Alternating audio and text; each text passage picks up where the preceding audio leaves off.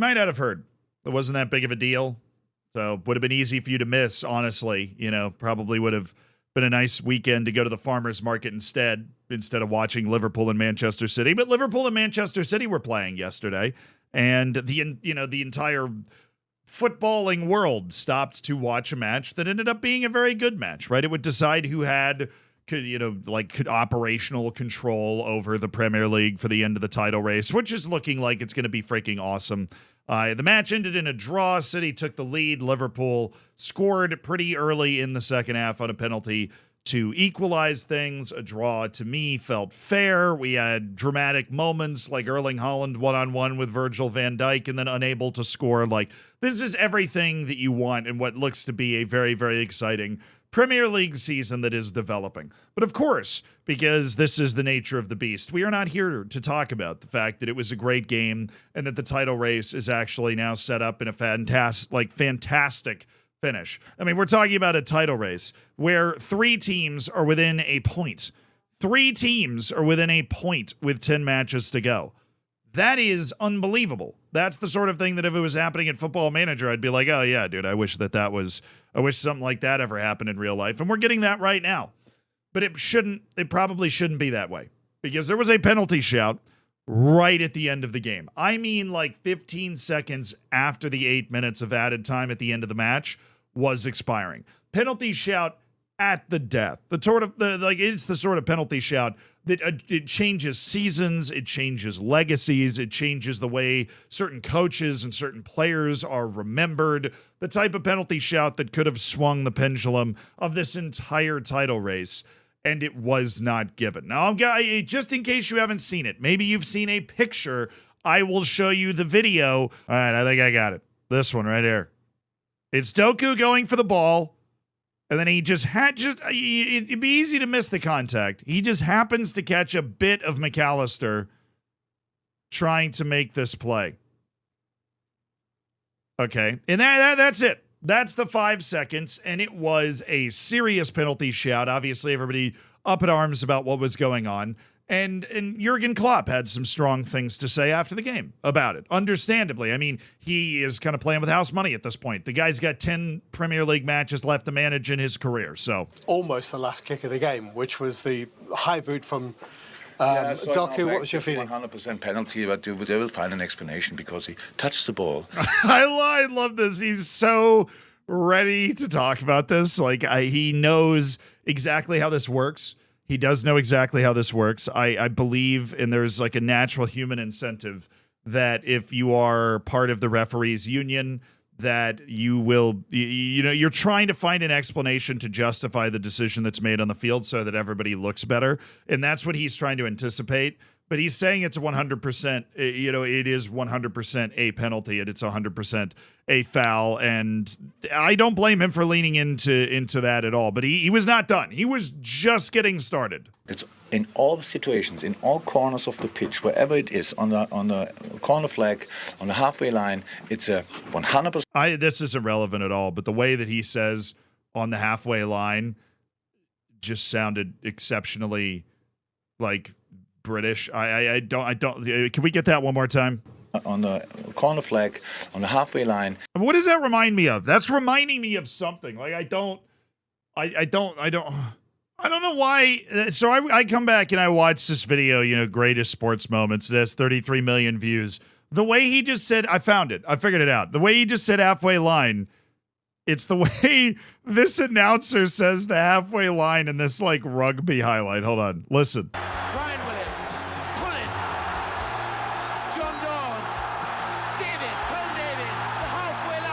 That, and then we have Jurgen. Okay, this is so irrelevant to what we're talking about. We're going to get back to it in a second. On the halfway line.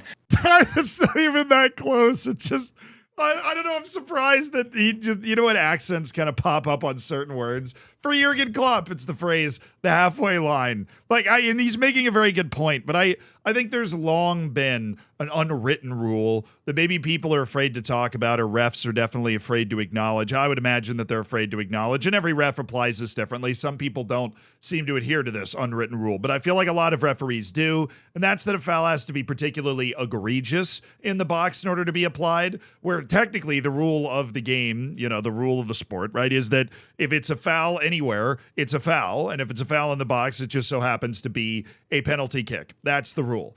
But the argument he's making is one where, if that happened in the center circle, right, then it's a foul. You'd be like, oh, we're calling that. But if it happens in the box, like the threshold has to be just a little bit higher. That unwritten rule, I've always actually thought was pretty good because I think penalties are obviously such a huge decision that, minor sorts of infractions that maybe you would call as a foul somewhere else in the field, maybe to keep control over the game or something like that as a referee, maintain the flow of the game, keep order or whatever. Those aren't the types of fouls that you want to be calling in the box. It's got to be something that really takes away from a player's ability to score or function normally. But look, if you're interpreting the rules realistically, what Jurgen Klopp is saying makes complete sense. And which is honestly normally the case. I feel like I've seen him be a lot saltier than this. He's not coming off as salty as he normally does. Because Jurgen Klopp's capable of being sounding very petty, but he doesn't sound very petty here. I'm sure if he'd lost the match, he'd be sounding a little more petty, right? Maybe you can hide behind the phrase, it's not clear and obvious. I don't know what this guy then needs to think something is clear and obvious. But again, that phrase is also brutal.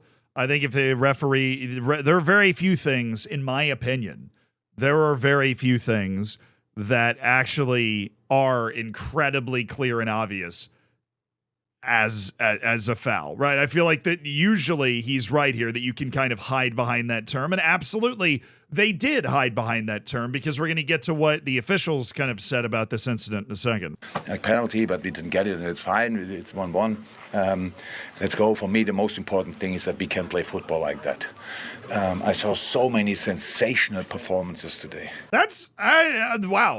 Wow. That's the best sign that Klopp is not in his petty, the grass was too long type mode here. He got his piece out. He said his piece and then went, best thing is that we were able to play like that. We played some really good stuff. Happy with the way the team's playing. Look at us go. Pretty uplifting. I feel like maybe knowing that he's retiring at the end of the season might have him feeling more free, more loose, a little less of that constant pressure on the shoulders all the time that did seem to be wearing on Jurgen Klopp after so many years at the helm. What did the refs say? Well, the refs essentially said that Jeremy Doku in this play was trying to make a play on the ball. And if you watch it from a different angle, right, if you do watch this play from a different angle, you can see Jeremy Doku's looking at the ball. He honestly is probably surprised that Alexi McAllister has just spawned in right in front of him. He's looking at the ball thinking he's going to have a pretty clear play on the ball. And all of a sudden, Alexi McAllister, as you can see from this angle, throws himself. Obviously, he has a right to go after the ball as well, but he does throw himself into this challenge as Jeremy Doku is, for the most part, unaware that Alexi McAllister is going to just appear in front of him. And so the referee's judgment was that it was kind of incidental contact. He's trying to make a play on the ball. McAllister put himself into a dangerous position. No penalty. Right at the end of the game, 1-1. Now, I understand all of the things the refs are saying. I think they're close to being right. I also think that this falls into a different category of, this is a penalty. For me, this is a penalty.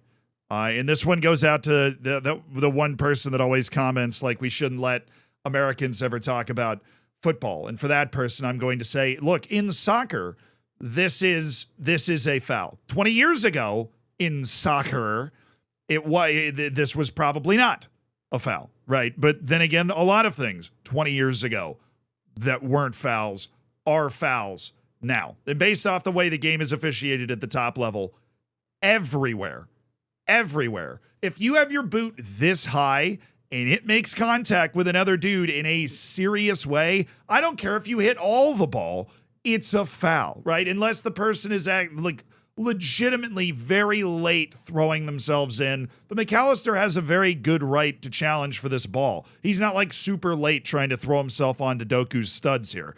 You cannot have your foot up. It's the same as a player's got a ball wide, right? And they're looking to cross and you have the defenders put their hands behind their back, right? Because if their arms are over here, they're not trying to handle the ball, but if it hits them in the arm, it's still a handball. I don't think Jeremy Doku is trying to studs McAllister. I don't even think he knows he's there. But if you have your boot this high in a crowded area, you're responsible in the modern game for not hitting somebody with it, right? Like you are. We see this given all the time for when people have a high boot anywhere on the field. As Jurgen Klopp would say, on the halfway line, anywhere on the field. If you have your boot high, you're the one that's been held responsible for it, the way the game's been officiated for a long time. So Klopp was right in this instance. They were going to find a way to kind of squirm out of it. It would have been a very unlucky penalty. And that brings me to my last point. And this is a point that I am only able to make because I'm not a Liverpool fan or a Manchester City fan. And if I was a Liverpool fan, I'd be screaming bloody murder, right? This is a penalty. This is a fad. This happens in the middle of the field. I think you're right. I think it's a yellow card because you got to be responsible of waving your boot around in a crowded area. Like you just have to be. But I am glad, even though I do think this is a penalty. I wouldn't have been upset at all if this was given as a penalty. I would have defended that decision. I am glad it wasn't given. Specifically, like pure vain personal interest. I'm glad it wasn't given because now the title race just somehow got even more interesting. We have 3 teams within a point, right? With 3 teams within a point. I'm so glad this wasn't given. And I am very sorry to Liverpool fans who should have had a penalty at the end of the game. But who knows? Penalties are only converted 75-80% of the time, right? Maybe he doesn't score it, and then we're still in the same place that we were at before. It's all a hypothetical history at this point. I'm glad, personally, that it wasn't given just because it's going to make the title race even more entertaining. But, guy, it was a penalty. Like, it was a penalty. Doku cannot have meant to do it, and it can still also be a penalty. All of those things can be true. All right? And this new chilled version of Jurgen's really throwing me off.